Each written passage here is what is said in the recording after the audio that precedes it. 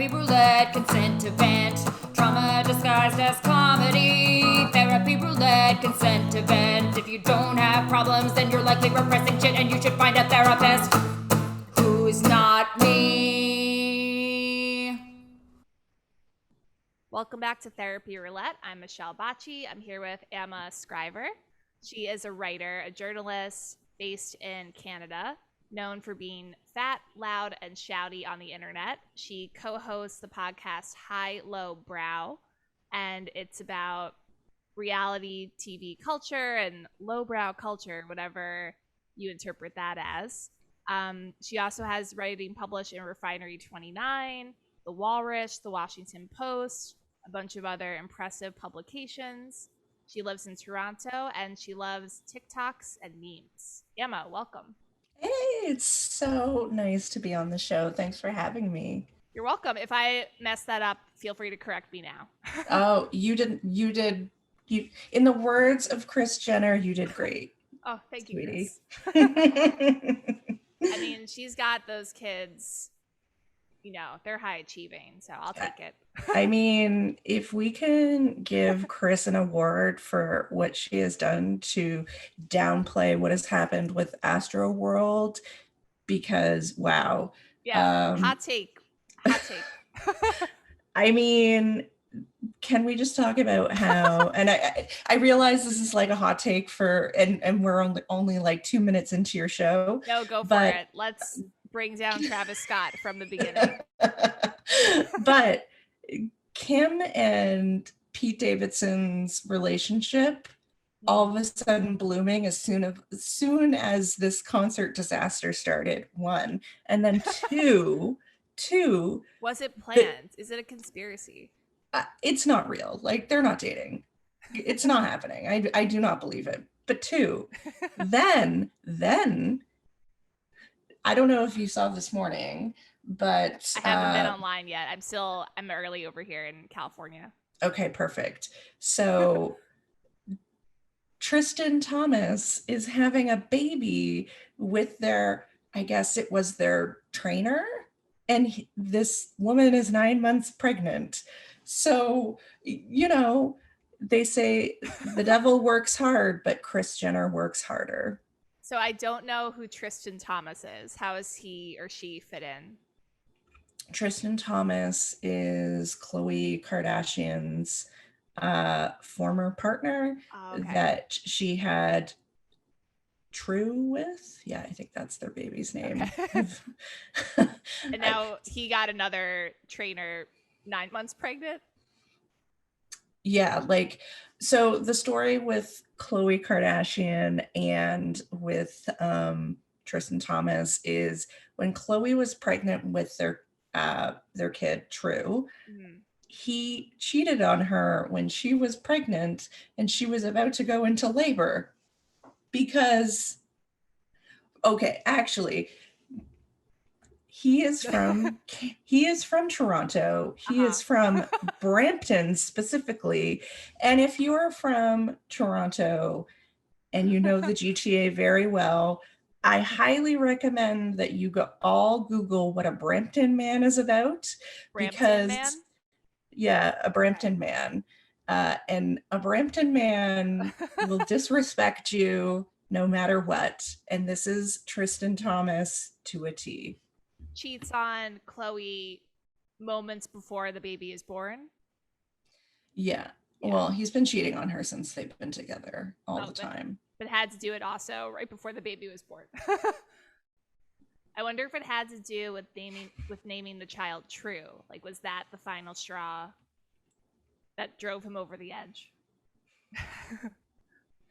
Well, I mean, we could just talk for an hour about the Kardashians, and I could tell you about like. I've only recently dived into their lives because of Travis Barker. I'm like an obsessed Blink-182 fan, so I'm like, oh my god, Travis, and now I'm in the Kardashian world a little bit, but not this much. This is a lot. You don't want to get this deep. So I never meant to get like this obsessed, but then you're like, what is happening? Like, there's so much. It's just like dark web of you start going and you're like, how? What is happening? There's too many of them, and they're so active in society. Yeah, there is an Instagram and a TikTok account that I love following called Kardashian Colloquium, both with K's, obviously. And the reason why I love this account is because she takes an academic lens to everything that they're doing. So she actually dissects all of the happenings in their lives from an academic standpoint, which is totally fascinating. And I guess they probably don't get that a lot. They do not. And actually, the family has sent her a cease and desist for some of her posts, which is awesome. That's on brand for them. Coming from Calabasas. That's what you do. Yeah. So anyways, that's my Kardashians rant. I hope you enjoyed it. Yes, I did. Rant up top. I love it. I will ask you again later if there's more you want to rant about, but I appreciated it. Is that also how you would describe is it high-low brow? High-low brow? Like you take a sort of nuanced look to what some would consider like trash culture or reality culture?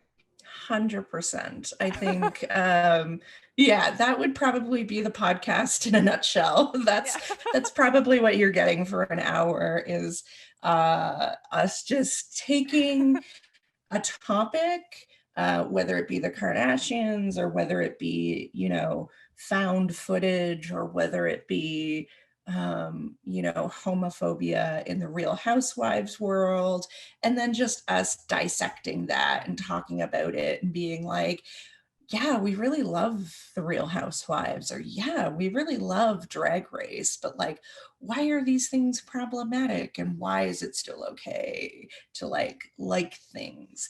Because I think at the end of the day, like so often we love, like, actually, I love reality television. I love pop culture. And a lot of times we discard it and we think that these things are bad and problematic. And it's okay to sort of critique the things that are in media and culture. It's okay to have these conversations about why things might not be okay. You can still call it problematic. You can separate art from the artist, I think. And I mean, that line can get a little it's a little reaching, but I understand. Yes. Yeah. So it's sometimes just exploring where that line starts and stops. For example, we talked about, I think it was Ted Lasso one time. It was a very small conversation. It wasn't even what the whole episode was about. Yeah, I love Ted Lasso. Okay, so Danita, my co-host, was just like, this is a show that straight people only watch. It's not like there's no gay characters that I can think of. No, I don't think so. And so we just had this conversation about how it's a super charming show, but this is a show for straight people. This isn't a show for queer people. Anyway, someone emailed us and got real mad and was like, this is so problematic. Like, why are you saying that? It's like, we weren't bashing straight people. We weren't saying fuck you, straight people. We were just saying, it's kind of hetero. It's not really for the queer culture. Yeah. I would agree with that. I feel like it's a very mainstream show, very popular, and they deal a lot with mental health, which is why it's struck a chord with me. But I didn't think about that it's kind of lacking any gay characters. Yeah, and like I've had so many people tell me like you should watch it. You would probably really like it. And maybe I would. I haven't seen it. I wasn't saying that I wouldn't like it. Maybe I would like it. I will potentially watch it. My Yeah. partner watched it and they were like, it was really cute. Okay, cool. I'm not saying I'm not going to watch it. We were just saying it wouldn't fit into the queer canon. That is all. It's not that deep, people. Like, It's probably not what you're used to, and so therefore it's like something else you would try. exactly. Yeah. That's fair. Ted Lasso, I recommend it. If you have the time, binge it. Okay. I see. Thank you. I will definitely do that. Yeah. I haven't put a lens on it though. I'm not good at critiquing pop culture. I feel like I either hate or love something. So I give you props for being able to dissect something and be like, no, it has good and bad components. Right. It's like that's it. Yeah. And you know, that's part of so much of even just the journalism work that I do is often just about critiquing and trying to break down the lens of so much of what our society is about, taking a look at like what is happening in our world and being like, is this it? Like, so I'm actually in the midst of writing a book review about Emily. I'm probably not going to pronounce her last name correctly, so it's okay. Please don't. As someone with a difficult name, we're used to it. Emily Rakowski, I think that's, but she appeared in the Blurred Lines music video. Yeah, she has a bad time on social media. I've seen. Yes. So she just released a book called My Body. Have you heard about this?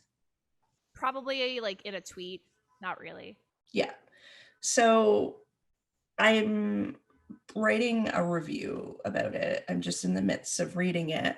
And so I read the sort of just like what it was about. And it's talking about how like women are sort of shamed for their bodies. Yeah, and you're saying this with such condensation. Like you're like women and women. So my editor, like my editor contacted me and was just like, hey, I thought you would be great to write about this because you have such strong opinions about bodies. And I was like, yeah, I mean, like, I just have to ask. And like, yes, women and other folks are usually left out of these conversations about bodies, but like, and I'm not saying that she doesn't experience these feelings. However, why is she the person to write this book? Like all people experience issues with bodies, and like she's a model, right? Yeah. Like she's a thin white woman who's rich and a model, and that's not to discount her experiences. However, there's a lot of privilege in that. Oh, for sure. I mean, I'm sure she has so many problems like that are disgusting and distorted and psychological, but are they relatable? I don't know. Right. So that's kind of the basis of what my review is going to be. Just being like, I can't relate. I'm sorry. And I feel bad because what you're feeling is valid, but also it's kind of like a Chrissy Teigen. Yeah.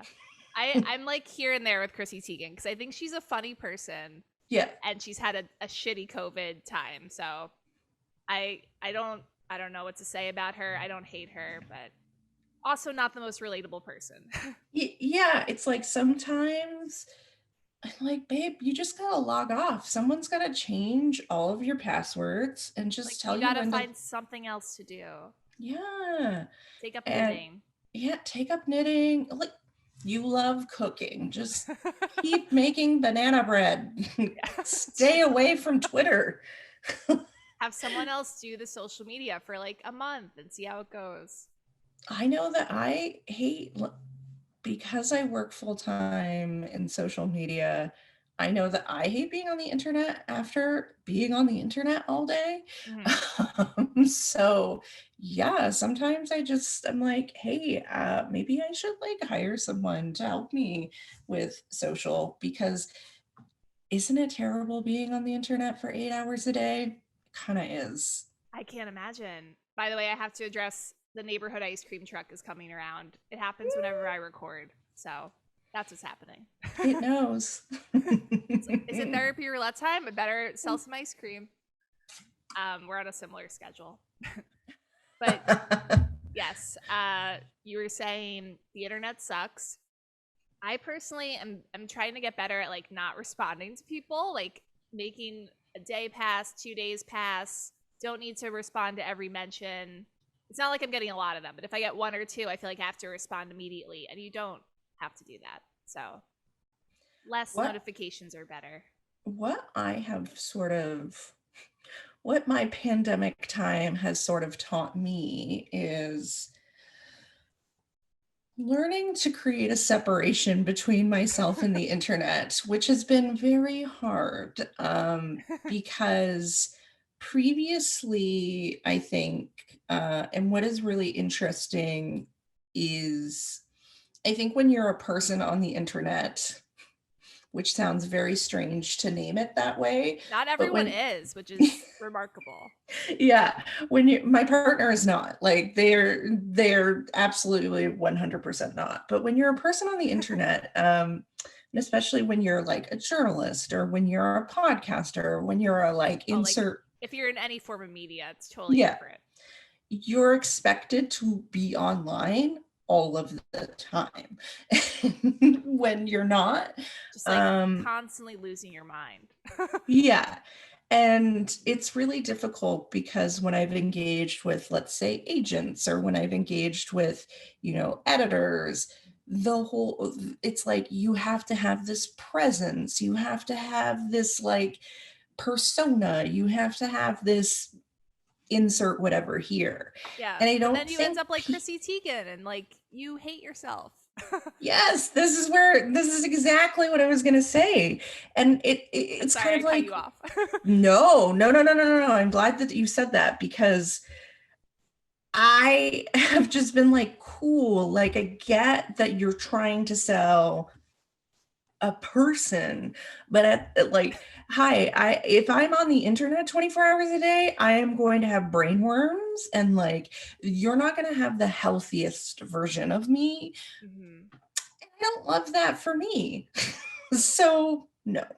Yes. I mean, how much do you have to sell yourself per day? Can you just like appear? You don't have to be on there that much. Right. So this is, I think, boundaries have been so yeah, important to learn. And I like, and people will email me with like the wildest things because I've written about like mental health, or I've written about like, I want to dig into your writing a little bit, because you have a lot of like fascinating topics you write about. Mm-hmm. So yeah, because I write so much about like putting myself into my own work, and I write about, having complex PTSD, or I write about having ADHD, or I write about, being in a fat body, or I write about, all of these different things. People will email me and be like, hey, can you tell me where I can go and get therapy? Or, hey, can you tell me about, what types of medications you're taking? Hey, can you tell me about... Very invasive question. Like, you do not understand the types of emails I will get. And while I appreciate that people really love my work and that they're relating to it and they're getting something from it, it's also at the same time, like, I just don't know how to A, intake that information, and B, I am not a doctor. I am a human who is also just trying to live. Yeah. Like, that sounds like some kind of assistant needs to help with like some template emails, like fill in the blank, psychologytoday.com, stick with therapy for at least 3 months and you'll feel better. Like some like generic advice. Yeah, and it like it's almost like, hi, if you literally just read my piece, you would understand that like I am also a mentally ill individual trying to navigate my life, and like what? Yes. I'm actually not giving out free advice to everyone. Just like doing my job. That, and if I don't respond, it's because I have created boundaries, not because I don't care. Yeah. So I remember People are wild on the internet. They virtually scream at you and they act so aggressive, and you're like, I'm sorry, I don't know who you are. I'm just a stranger. I'm not responding to this. Totally. I get a lot of people pissed off I don't answer their emails, and I'm like, you're cold emailing me. I don't know who or what you are. You're probably not real. I'm not going to respond. Yes. Someone emailed the podcast because I didn't respond to their email in my personal email. And I was like, that is not an invitation to email me somewhere else. Like, yeah. I don't know what gave you that impression. People find you on social media. They find you everywhere, and they keep bombarding you with the same requests. And you're like, it's not going to work on Instagram if it didn't work the other 5 places. Genuinely wild. Do not understand. No, people are broken. Yeah, and or they're bots. I think I get a lot of bots asking me questions. Yeah, I like. And sometimes I'm like, I feel really shitty, but let's actually, this is a good example. My partner, who is literally like so removed from everything. So your partner is it sounds like a video game person. So that's like their connection to the internet. Is that right? Yeah, like that is it. They have an Instagram account, but so they work in coffee. They used to work more in cafes. Now they work for a roastery, so they don't work in a cafe setting anymore. Mm-hmm. I love that career choice. I work in coffee. But when they used to work in cafes, and I would post pictures of us together, people would come up to them and be like, oh, wait, you're Ama's partner. And they'd be like, hey, can I help you? And they would have no idea who these people were. And these people would just talk to them like they knew them. Yeah, they feel like they do. It's that parasocial thing. Mm-hmm. So they had to end up blocking their Instagram accounts and like all of their social accounts because people would just keep adding them, and it made them like they didn't ask for this. They didn't like. And you're also a journalist. Like I feel like that shouldn't be the most public thing, but it can be because of the way we live. Totally. So I love my partner. I love our relationship. And I was just like, I really don't want this to be weird for you. So like, you should make and create those boundaries that you need to. Mm-hmm. So yeah, it's been, and like, it makes me sad that they have to do that and they can't just, even though they aren't an internet person, what if they were and they can't just live their life the way that they would like? Yeah. But I think as we get deeper into the 2020s, like we'll have more of these problems where even someone who's choosing a more regular life gets bombarded with weird internet requests just because they got found some other way. Well, I have on my Facebook currently, don't add me unless we've actually like met or communicated in some form or fashion. And you don't I like that. Yeah, like you would not understand the amount of people who try and just add me anyways. And then I will message them and be like, hello, do we actually know each other? And they're like, oh no, you just came up in my my requested friends. Yeah. And I'm like,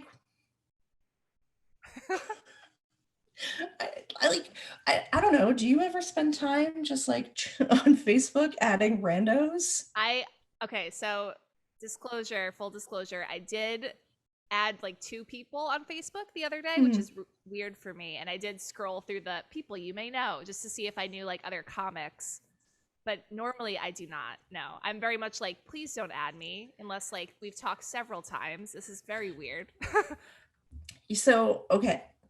To be fair, I did scroll through that section the other day too. They do put it in your homepage every time you log in. Yes. We're going to scroll at some point. You are going to scroll at some point.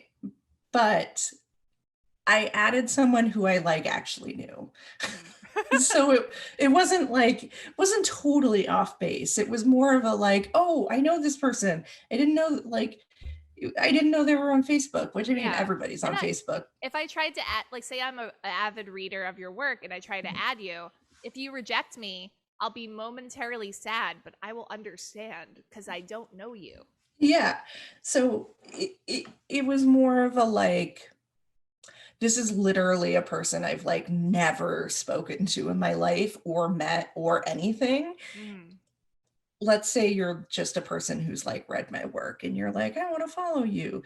You can follow me on Twitter or Instagram, but my Facebook is for people that like I actually know. That's more personal. I feel like that too. I have like an Instagram account that's for my personal stuff and it's private. And I feel like I'm going to keep it private. So it's something I have for myself. And when like people request me, like a Finsta. Yeah. And when people request me, I get weirded out now where I'm like, I don't know. Why would you request my private Instagram? Like, strange man from Turkey. 2 seconds? Okay. I think we're good. Oh, if you're sure. I wanted to let you know that I have Facebook friends. But, yeah, it's like... I have to like if I have my account and then I have to manage like brand you work do it accounts. For work too? Like that's way too much. No, thank you. Yeah, it's a lot of social media. Too much. You gotta take care of your mental health at some point. Yes. Where would you like to pick up, or we just?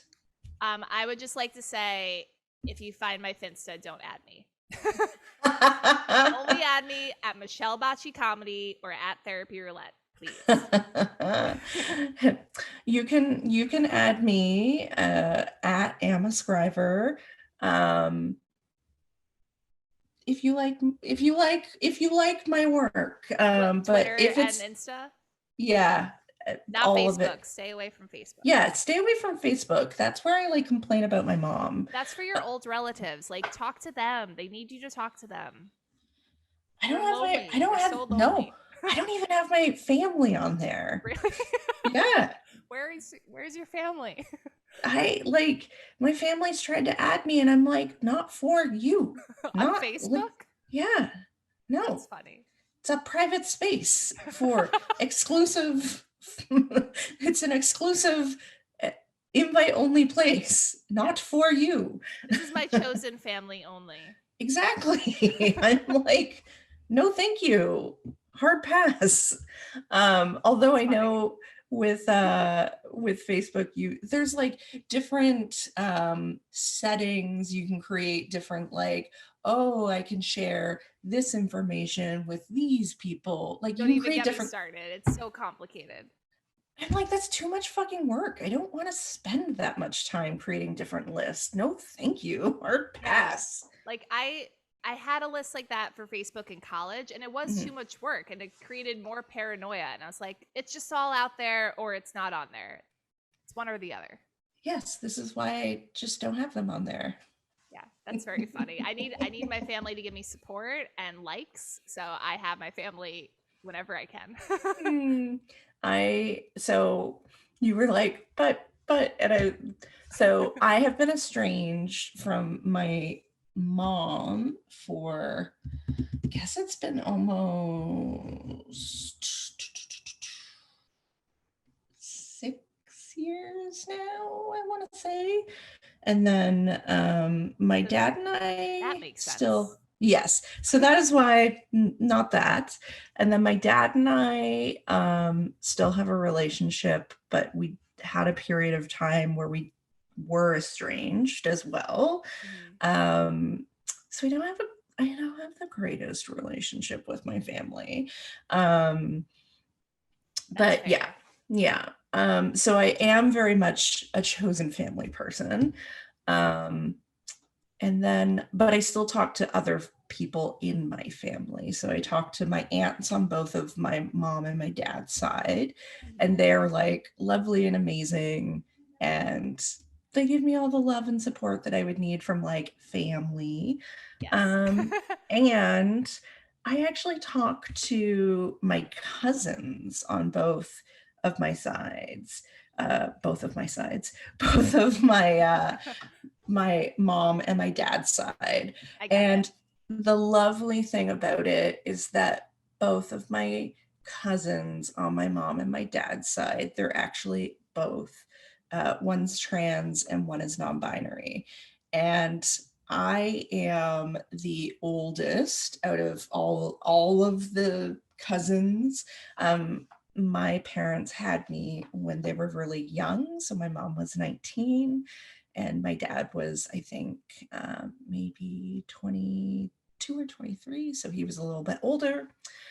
But still a child. Yeah, still very young. Like, not like, oh, he was old. But have you talked to a 23-year-old lately? They're children. Yeah. They're babies and they should not be having babies, but whatever.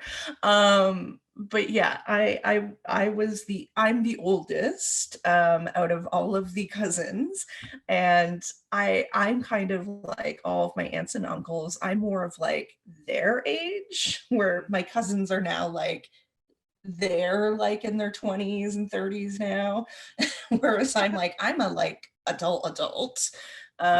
You've lived a good life so far, and I feel like you're at a stable place, right? Yeah.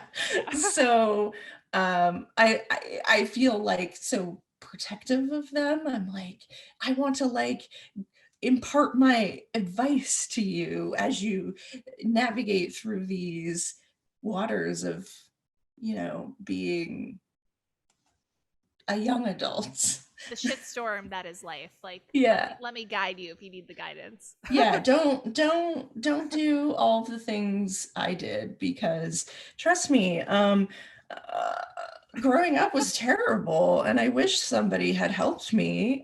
Spoiler, no one did. I get it. Yeah.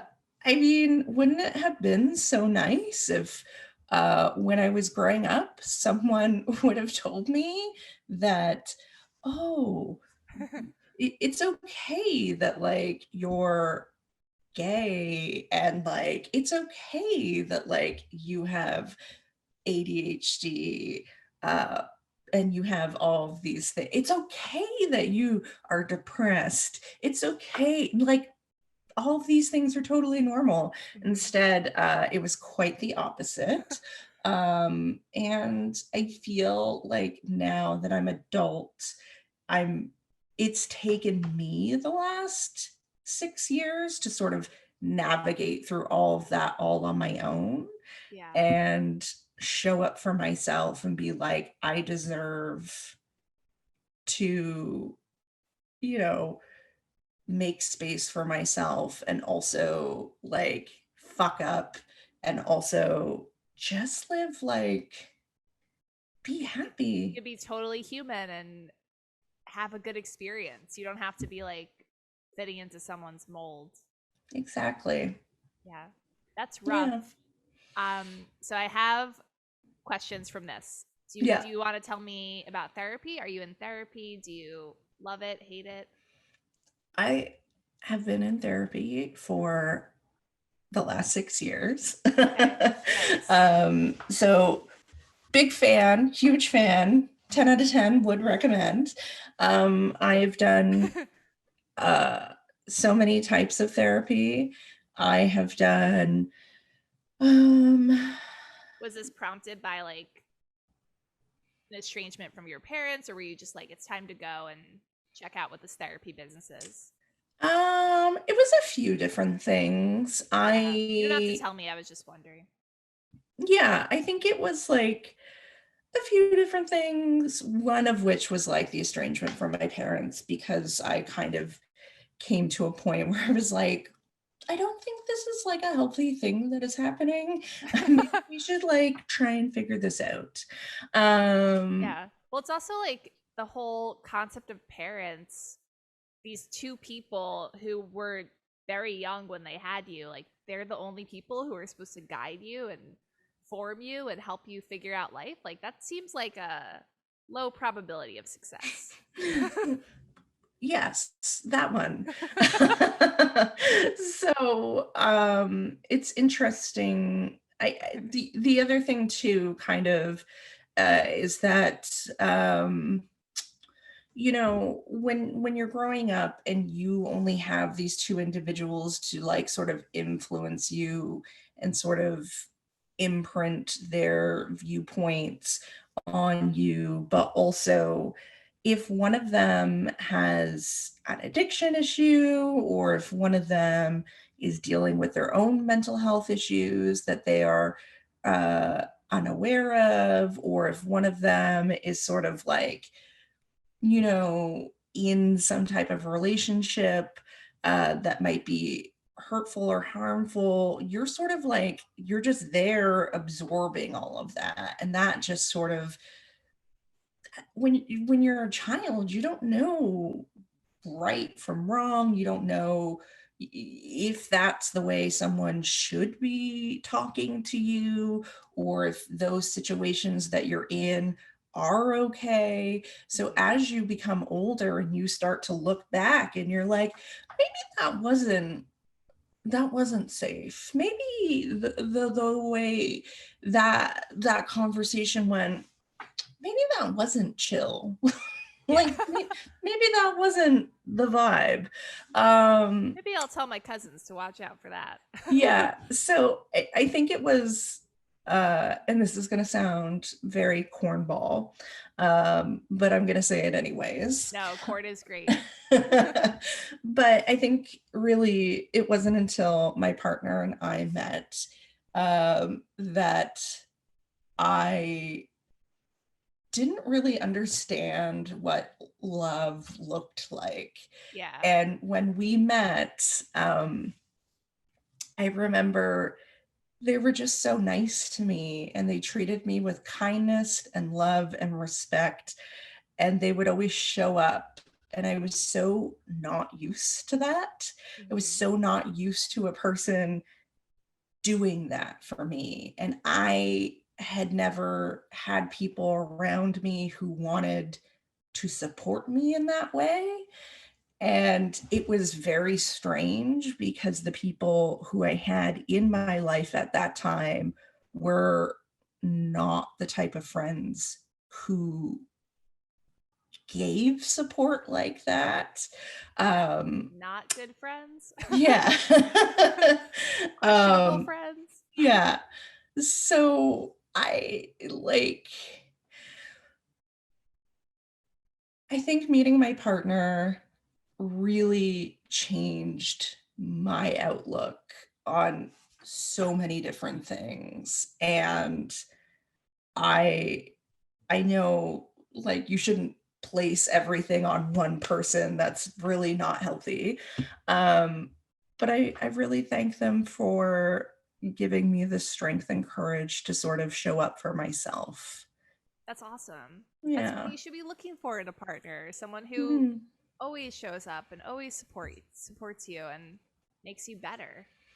Yeah, and I think what's really great about our relationship is that we've been able to do that for one another. So they only started transitioning this year, and they originally they tried to come out to their partner as trans when they were younger, and the person that they were with previously told them that that was disgusting, and they stayed in the closet, so to speak, for all of these years. And it wasn't until we were in a relationship together that they felt comfortable enough to be like, be their full authentic self. And I think we've sort of brought out in one another that we can be each other. Like we can fully be who we need to be. And like, oh, it's just like, I know it sounds corny and those are like those weird things that you read about, but it's nice when you meet a person that you can just be there for. Be your whole self with. Yeah. So it's like breaking out of a cocoon in a way. Mm-hmm. Sounds like. Totally. And your partner and you have been together for like 10 years, for a long time. Yeah. So our wedding, which was in September, was our 9th anniversary. Mm-hmm. And the reason why we wanted to have our wedding on that date was because it was our 9th anniversary. So we can just keep it all just one same. Anniversary. Just one anniversary. Nice and simple. Nice and simple. We're not big on, we could never really remember our anniversary date to begin with. And we were like, it's September, it's this date. And so we were like, let's not like get this more complicated because we're bad at remembering things to begin with. Yeah. And I love that you are so accepting of each other too. So can I ask, your partner came out as trans and you mm-hmm. were cool with it, and that works well with your relationship. You were like, no, that works. Yeah. I mean, like, I remember when I'm not gonna be like, yeah, it was totally fine. It was all good.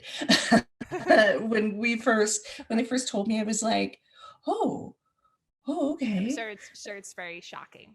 Yes, like we had talked about it before, and like I was shocked. It took me a little while to like get there, and it wasn't that I was like, I not this, but I think it was more, and you read about this commonly with folks who are dating someone who is going through a transition, but there's a period of time where you feel like you're losing your partner.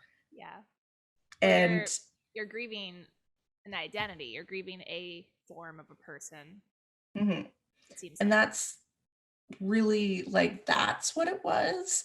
And then there was just one day where I kind of like, it was like a this, and I was like, oh, but like, that doesn't really matter. Like, I'm still with this person. Like, I love this person. Like, this is my partner.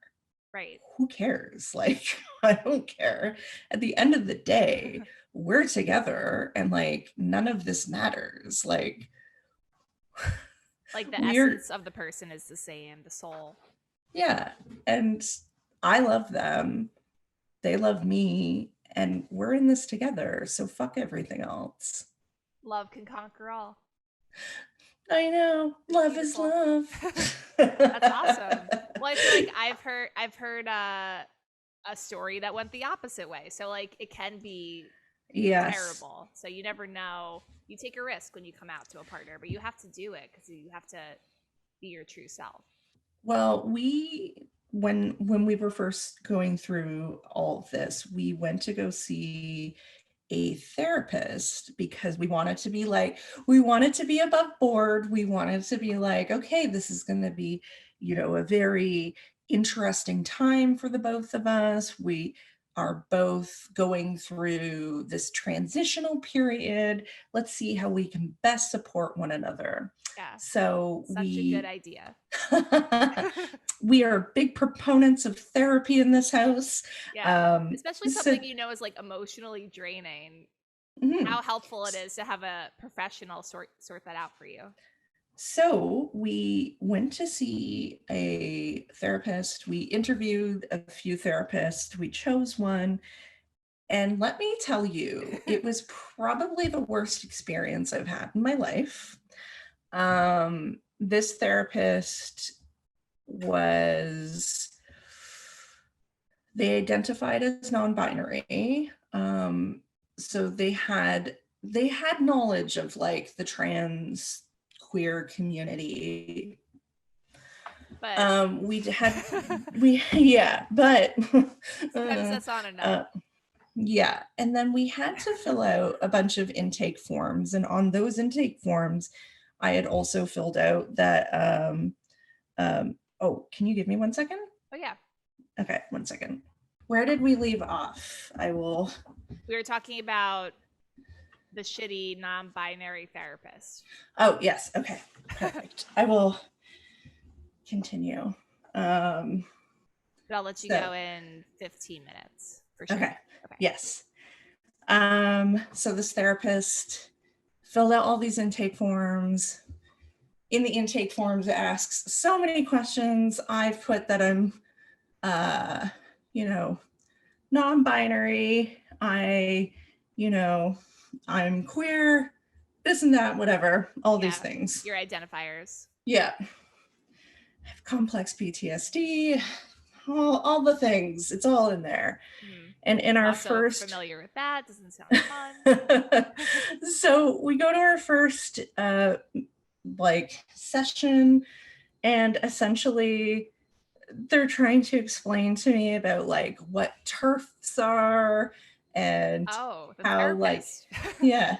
Okay. And how I think they assumed I was straight, and I was like, I'm not straight, but thank you. And there was just, they kept I actually don't watch Ted Lasso, and I filled out those forms. Yeah, I was like, did you read my form before we came? What was really funny about the form is that I spent 30 minutes on the form, and my partner spent 10 minutes on the form. Yeah. So I was very irked by the fact that they sat there and was just basically thought I was straight, and anyways, I have a lot of feelings. We ended up firing this therapist. Yeah. How many sessions did you have to do? Just one? We did 2. Okay. But you knew from the get-go, I'm offended. Well, basically what happened was in the second session, they told us that we were going to break up. And then they said something else that was You're not supposed to do that, as far as what I know about therapy. Yeah. So, right. Yeah. They were just just so you know that when partners are transitioning, the stats show that, whatever the percentage is, they're more than likely going to break up. And you, Ama, are a statistic, so therefore reality. Yeah, you're gonna be out of this relationship. It's I am aware of the stats, but I mean, having only known us for one session, what? It was just wild. It was and then they said something about me. They were kind of trying to, so when you go to couples therapy, they usually, that you have a bad therapist when they're supposed to be impartial. They're not supposed to take sides. They're supposed to just listen to both of you and then offer sort of things. But they were trying to sort of frame me as the bad person in the relationship, and my partner as sort of the defenseless person who couldn't do anything. And I was we both have different trauma. I come from a trauma background. I have trauma experiences. Yeah. My partner has trauma, so we both have different trauma responses, which we both told you about, and we're coming to you because my partner is going through a transition, and we want to be able to make sure that we show up for one another, knowing that we both have trauma in the best way possible. Like, I'm giving you the information. Now it's your turn. Yeah. Now you are to use your degrees to give us the tools. But some therapists, this is the roulette wheel of therapists, are just not good at their job or not good individuals. And therefore, you take a chance. The same way some doctors are shitty, some mailmen don't get the mail delivered. Like, you don't know what you're getting. Exactly. So good for you for firing that person. Yeah, they wanted us to do one more session with them so we could tell them what went wrong. We were like, no. And pay you for it? No. They offered it to us for free. Oh, but it was a waste of your time. It was like, I literally do not want to spend any more time with you. And also, it is not my job to tell you how you did your job wrong. Yeah, that's awful. I'm glad you recovered from that and found a better therapist. Oh, well, I mean, we go to separate therapists for ourselves, but we just didn't find another like couples therapist. We were just like, wow, this was traumatic. Maybe we just take a break. But we have started talking about maybe going to see a sex therapist. Okay, that could be interesting. Yeah, well, we'll see where that takes us. You can listen to Therapy Roulette this weekend, and the newest episode will be with a couples therapist, sex therapist, and she has some good advice. Love that. Yeah. There's good people out there, but you have to do the digging to find them. It's so hard. It's a lot of work. Yeah, I didn't realize how hard it was, and then we got such good vibes off this person. Vibes and hope. Yeah. And then it was all crushed. It was crushed. I don't want to keep you too long. So let me just ask you one question about the piece you wrote about work from home culture, going back to the office. Yeah. You said people have gained weight in the pandemic. Statistically, people have gained weight. Yeah. And people are feeling anxiety about this. I mean, I don't think I've really gained that much weight, but I feel like a disgusting person coming out of this pandemic. Mm-hmm. So I definitely can relate to this anxiety. Do you think you're writing from a personal take, or what was your inspiration for that article?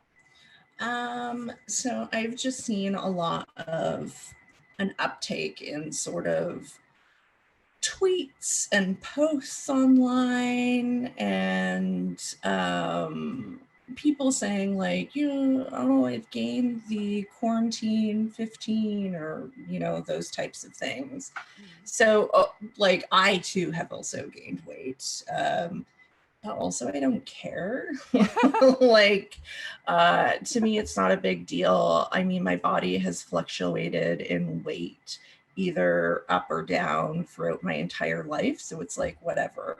I will probably lose weight and I will probably gain weight my entire life. It just is what it is. Yeah. But I think you've accepted your body. Right. But I think when you're at an office place, people can be so cruel. It's almost like being in high school again. Yeah, it's very judgy for sure.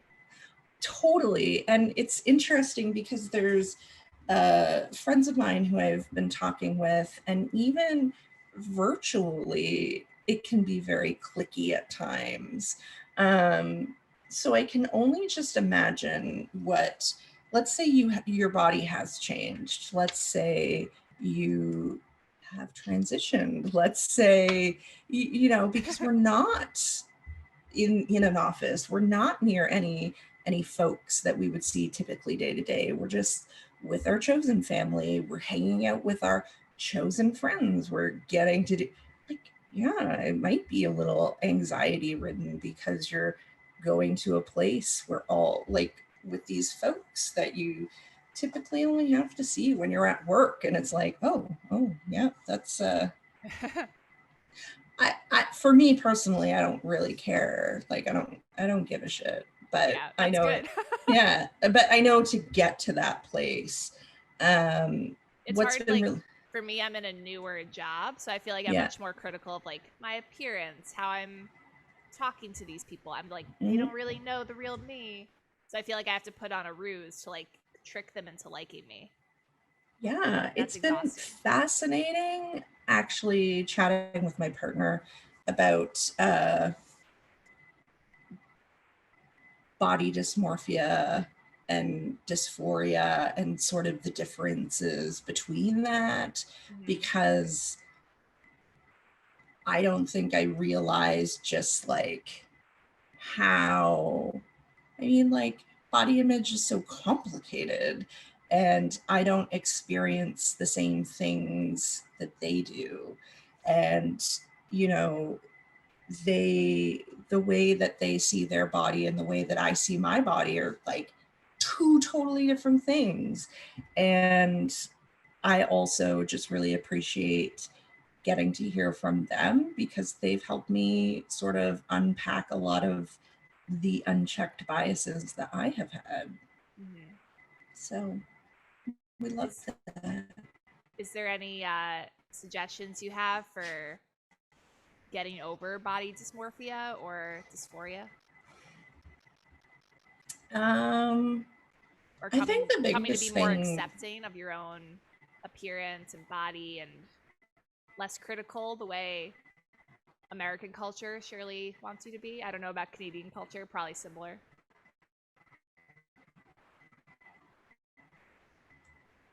Really similar. It's been to, and I know this sounds really simple, but this last year I've just been like, wear whatever the fuck you want. It just comes with getting older, that you stop caring about what other people think and you just are like, cool, I'm just gonna do what I want. And I think that's more of like a body image thing than a dysphoria thing. I think dysphoria is completely it's different for every single person, so I can't speak to that topic and I would never feel comfortable giving suggestions for that.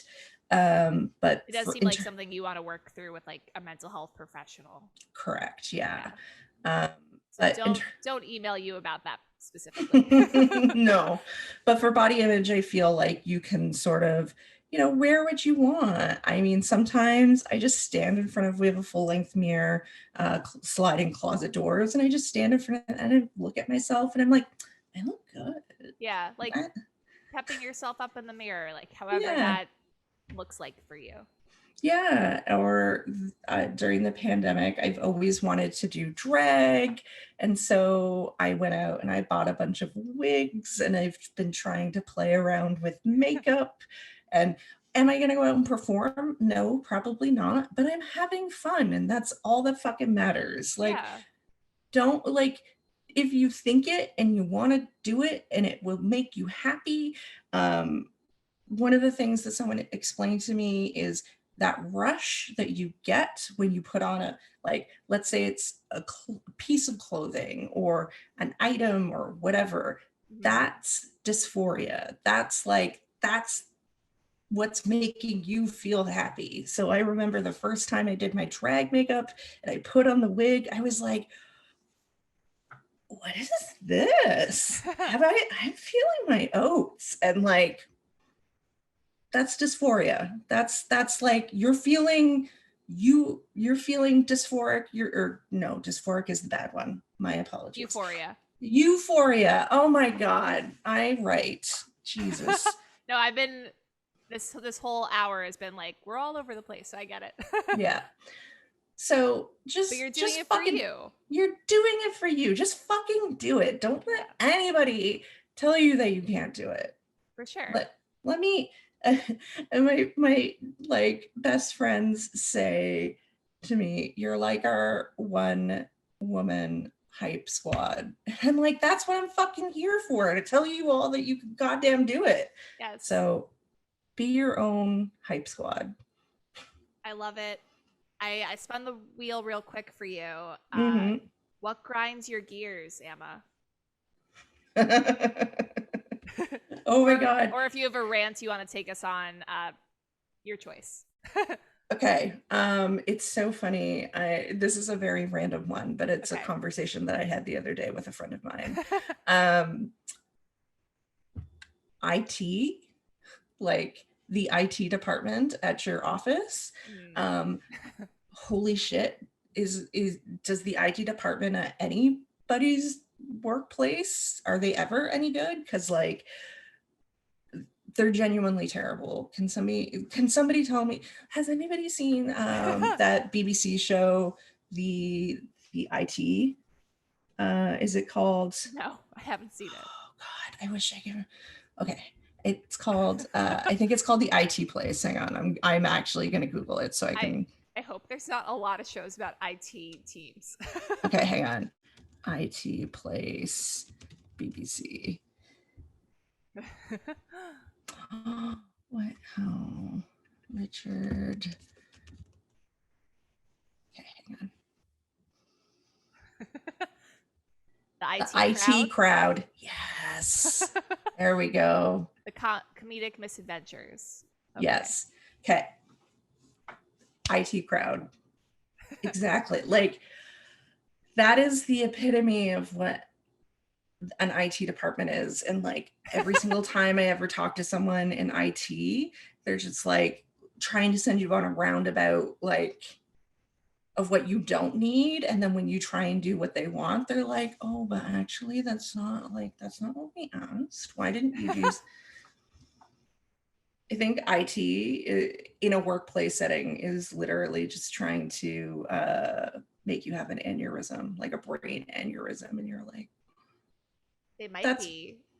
That might be how they weed out people from the company. Like, can you deal with IT for several days? No, maybe you shouldn't work here.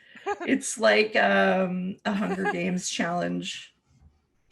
Fair enough. I know for me, it's like asking them to help with the printer. That never goes anywhere. The printer's there for appearance only.